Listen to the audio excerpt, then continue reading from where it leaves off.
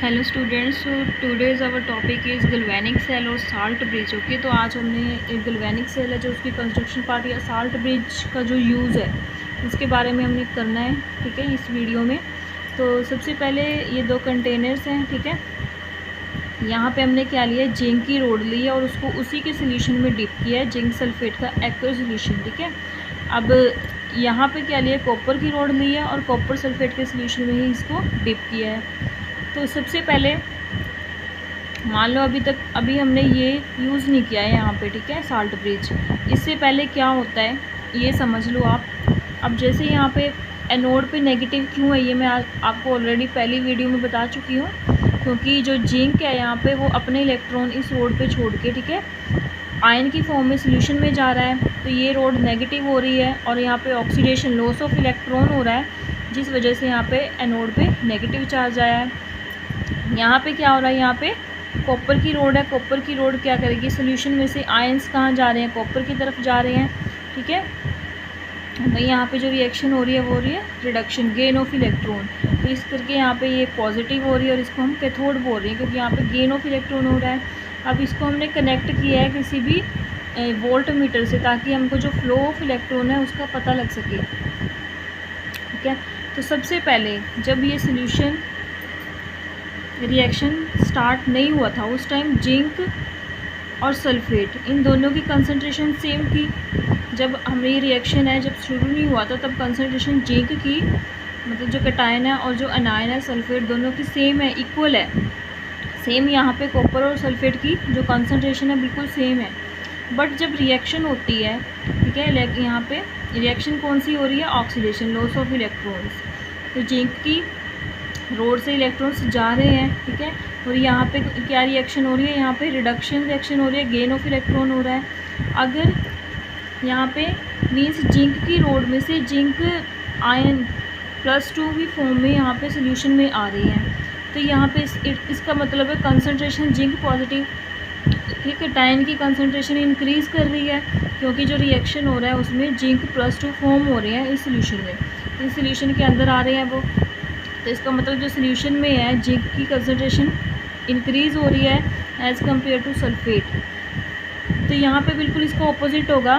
Copper में से यहाँ पे क्या जा रही है, यहाँ पे कॉपर 2 पॉजिटिव है जो वो रॉड की तरफ जा रहे हैं और इलेक्ट्रॉन गेन करके कॉपर में चेंज हो रहे हैं इसमें।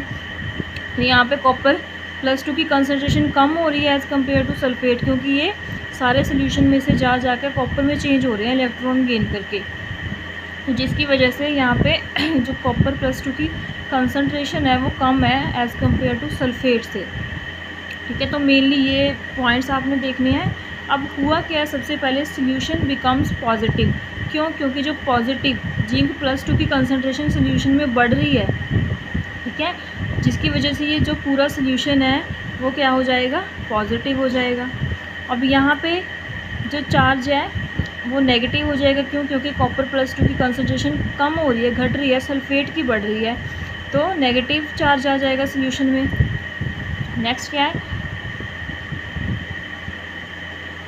Concentration of positive charge increases, ये मैं आपको बता चुकी हूँ, और यहाँ पे concentration of negative charge increases. ठीक है, तो सोल्यूशन में जो है चार्ज क्रिएट हो जाएगा यहाँ पे पॉजिटिव, क्योंकि जिंक की +2 की कंसंट्रेशन बढ़ रही है, और यहाँ पे नेगेटिव चार्ज आ जाएगा क्योंकि सल्फेट की कंसंट्रेशन बढ़ रही है और इसकी कम हो रही है कॉपर +2 की। उसके बाद क्या है, as the zinc atom loses 2 electrons the positive charge in the solution do not allow the movement of electron from zinc rod to other side. अब क्या होगा, अभी यहाँ पे रिएक्शन में हो क्या रहा था, जो इलेक्ट्रॉन्स यहाँ पे रोड पे छोड़ रहे थे वो इलेक्ट्रॉन इस वायर के थ्रू फ्लो करके इस रोड पे जा रहे थे। बट इस क्यों जा रहे थे, क्योंकि यहाँ पे पॉजिटिव चार्ज है, इस रोड को चाहिए इलेक्ट्रॉन्स, ठीक है, इसलिए जा रहे थे। बट अगर सोल्यूशन ही पॉजिटिव, अब ये चीज़ भी याद रखनी है कि जो एनोड है वहाँ तो नेगेटिव चार्ज है, रॉड नेगेटिव है, बट जो सोल्यूशन है वो पॉजिटिव है यहाँ पे, और यहाँ पे रॉड पॉजिटिव है और सोल्यूशन क्या है, अब नेगेटिव हो चुका है। क्यों हो चुका है, कंसंट्रेशन की वजह से। तो क्या होगा, यहाँ पे पॉजिटिव हो चुका है। अब क्या होगा, अब जब यहाँ पे पॉजिटिव ऑलरेडी अवेलेबल है तो इसको यहाँ से यहाँ जाने की क्या ज़रूरत पड़ रही है, ठीक है। तो जो भी जिंक की रॉड से इलेक्ट्रॉन्स ये छोड़ेगा यहाँ पे रोड के ऊपर, जिंक +2 यहाँ पे आएगा। पहली बार तो ये +2 को आने ही नहीं देगा, मतलब जो ये आयंस को फॉर्म ही नहीं होने देगा, क्योंकि पॉजिटिव क्या करते हैं, यहाँ पे जिंक +2 ही आएगा ना यहाँ पे रिलीज़ होके इस रोड से। तो यहाँ पे पहले ही पॉजिटिव अवेलेबल है तो वो उसको रिपेल करेंगे। बट अगर आ भी जाता है तो यहाँ पे फ्लो नहीं होगा इलेक्ट्रॉन्स का। फ्लो क्यों नहीं होगा इलेक्ट्रॉन्स का? क्योंकि ये पॉजिटिव है और ये इलेक्ट्रॉन को वहाँ जाने नहीं देंगे। और अगर चले भी गए, 1-2 इलेक्ट्रॉन्स अगर चला भी जाता है यहाँ पे इस रोड पे, तो इस रोड के आसपास ऑलरेडी नेगेटिव चार्ज है, तो वो उस इलेक्ट्रॉन को यहाँ से रिपेल करेगा। ठीक है, तो जो वर्किंग है थोड़ी देर मतलब ये इस सेल की, तो वो स्टॉप हो जाएगी। जब फ्लो ऑफ इलेक्ट्रॉन ही नहीं होगा तो क्या होगा, सेल स्टॉप ही हो जाएगा, उसकी वर्किंग नहीं हो पाएगी। तो इसकी वजह से ये सारा थ्योरेटिकल पोर्शन मैंने यही लिखा है। ठीक है, इस साइड क्या है, if any electron comes to copper rod, मतलब अगर कोई कॉपर रोड पे आ भी जाएगा तो इसके आसपास जो नेगेटिव चार्ज है वो उसको रिपेल करेगा। तो क्या होगा, ये जो सेल है ये वर्किंग करना बंद कर देगा। इसी के लिए हम साल्ट ब्रिज का क्या करते हैं, यूज़ करते हैं। इसमें साल्ट ब्रिज का जो यूज़ है वो इसी वजह से हुआ है, क्योंकि अब जो रिएक्शन है वो हो नहीं पा रहा, जो हम करवाना चाहते हैं वो बंद हो गया। किसकी वजह से? न्यूट्रलिटी की वजह से, न्यूट्रलिटी की वजह से। अब जो रिएक्शन है न्यूट्रल नहीं रहा है ना, क्योंकि पॉजिटिव यहाँ पे इंक्रीज़ कर रहा है, यहाँ पे नेगेटिव इंक्रीज़ कर गया है, तो दोनों की कंसंट्रेशन सेम भी नहीं है। तो जो सोल्यूशन है वो न्यूट्रल नहीं है, उसकी न्यूट्रलिटी मेंटेन रखने के लिए हम क्या करते हैं, साल्ट ब्रिज। अब साल्ट ब्रिज क्या काम करेगा? साल्ट ब्रिज का जो काम है, अब देखो जैसे अब साल्ट ब्रिज में क्या लिया है, एक यू ट्यूब लिया हमने। ठीक है, इन्वर्टेड उल्टी करके यू ट्यूब सोल्यूशन में दोनों में डाली। उसमें हमने KCl क्या है, इनर्ट इलेक्ट्रोलाइट है एक। ये इनर्ट क्या है ये भी आप एक्सप्लेन करेंगे नेक्स्ट में। यहाँ पे जेली फॉर्म में KCl इसमें भर दिया और नीचे से कॉटन लगाई है। जेली फॉर्म में इसलिए यूज़ किया है, लिक्विड फॉर्म में इसलिए यूज़ नहीं किया क्योंकि अगर लिक्विड यूज़ में हम यहाँ पे लिक्विड यूज़ करते, लिक्विड फॉर्म में KCl को यूज़ करते तो वो सोल्यूशन के अंदर आ जाता है यहाँ पे। तो जेली फॉर्म में इसलिए यूज़ किया ताकि सिर्फ आयंस का फ़्लो हो, सोल्यूशन का फ़्लो ना हो यहाँ से। ठीक है, तो इनर्ट इलेक्ट्रोलाइट KCl इसमें फिल किया। अब जैसे ही यहाँ से पॉजिटिव चार्ज बनेगा, जिंक +2, या जैसे ये पॉजिटिव बना है, क्रिएट हुआ है यहाँ पे चार्जेस, जैसे ही +2+ आयंस बनते हैं, ऐसे ही यहाँ से Cl आयन ये यहाँ से यहाँ पे भेज देता है। और जो रिएक्शन है वो न्यूट्रल, जैसे ही 2+ बने वैसे इसने 2 क्लोरीन्स भेज दिए, तो दोनों को न्यूट्रल कर दिया। तो ये काम यहाँ पे करता है साल्ट ब्रिज। ऐसे ही इस साइड जैसे ही नेगेटिव आयन, 2 नेगेटिव आयंस बन रहे हैं, वैसे ही वो यहाँ से पॉजिटिव को K+ को भेज रहा है, तो जिससे रिएक्शन क्या हो रहा है, न्यूट्रल हो रहा है। तो इस वजह से जो न्यूट्रलिटी है वो मेंटेन रहती है रिएक्शन की। ठीक है, सेल की। हाँ, ये the cell stops working because electrical neutrality of solution is vanish. तो ये सब वैनिश क्यों हो चुकी थी, ये मैं आपसे डिस्कस ऑलरेडी कर चुकी हूँ। तो साल्ट ब्रिज का भी मैं फंक्शन बता चुकी हूँ। हम साल्ट ब्रिज पढ़ लेते हैं क्या होता है। तो salt bridge is an inverted you tube in which inert electrolyte is placed with agar-agar paste in semi liquid state। अब उसमें अगर पेस्ट भरते हैं KCl, ठीक है, जेल फॉर्म में।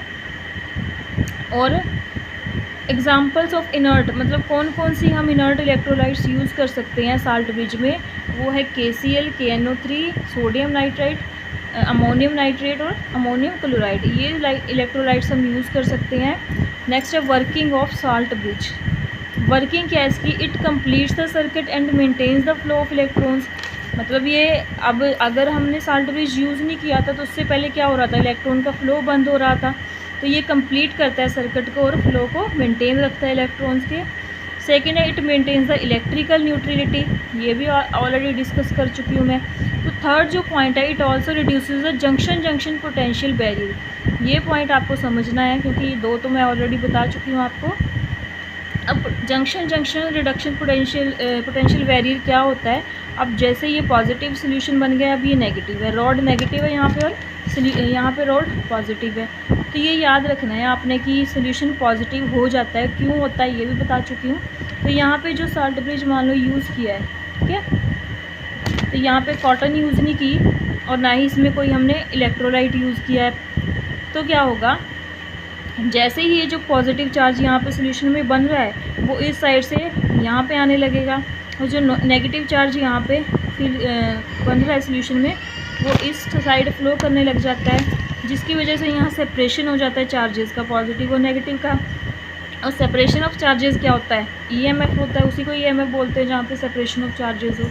ठीक है, अब जो इस साल्ट ब्रिज पे जो जंक्शन मतलब जो पोटेंशियल हो रही है क्रिएट, वो पॉजिटिव टू नेगेटिव इस डायरेक्शन में हो रही है, और जो प्रॉपर हमने रिएक्शन करवाया है उसमें पॉजिटिव टू नेगेटिव इस वे से जा रही है। ठीक है, तो दोनों का जो डायरेक्शन है वो ऑपोजिट होगी, तो जो रिजल्टेंट है टोटल ईएमएफ जो क्रिएट होगी, ठीक है, वो अब कम होगी, क्योंकि ये वाली हमने कैंसिल कर देनी है, क्योंकि जो मेन इलेक्ट्रोमोटिव फोर्स है ईएमएफ है, और जो ये जंक्शन, इसको हम बोलते हैं जंक्शन पोटेंशियल, तो इसमें से इसको माइनस करके अब जो रिजल्टेंट है वो तो कम रह जाएगी।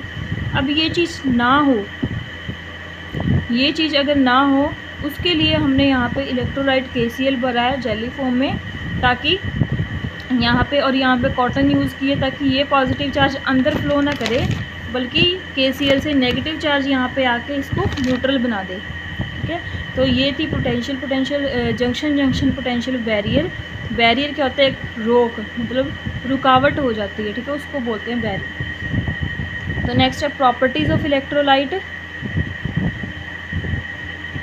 सो ये नेक्स्ट वीडियो में करेंगे, आज के लिए ये ठीक है।